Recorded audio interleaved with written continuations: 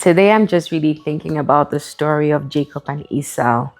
And something that really struck me that I said, oh no, I need to share this with you, was how things unfolded between the two brothers.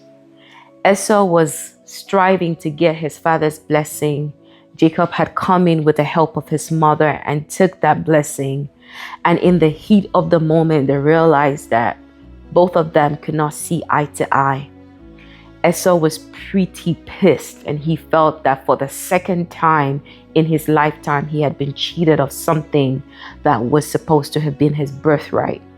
Jacob, on the other hand, felt favored. His mother had stepped into an equation and diverted blessings that were supposed to go to his twin to him. He was the lucky one, yet at the same time estranged from his brother. And so he fled the sin to his uncle Laban, where he was there for many years. Now, the gift of many years was that the tension was able to die down. There was time that played an important role in softening both of their hearts.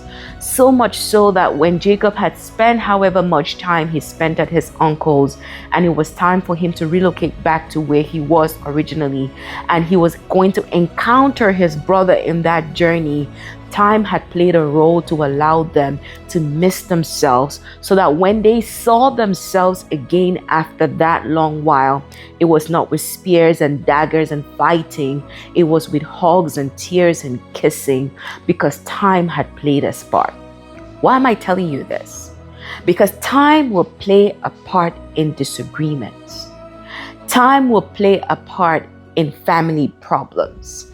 Time will play a part in the issues in the relationship, because it's not always immediate, and it's not always in the talking things out that the solution lies. And this is, contrary to what everybody would tell you, talk it out right now, solve it right now, you need to get on it right now. But it's not always in the right now. Sometimes a little time, a little space apart will help with both of you sitting down to contemplate on your action. What did I do? What role did I play? How could I have done this differently? Not in blame, but in self-acknowledgement and responsibility, so that when you meet, if you meet, that there will be a chance for some kind of reconciliation. The honest truth about us as human beings is we're not built to be at loggerheads with each other.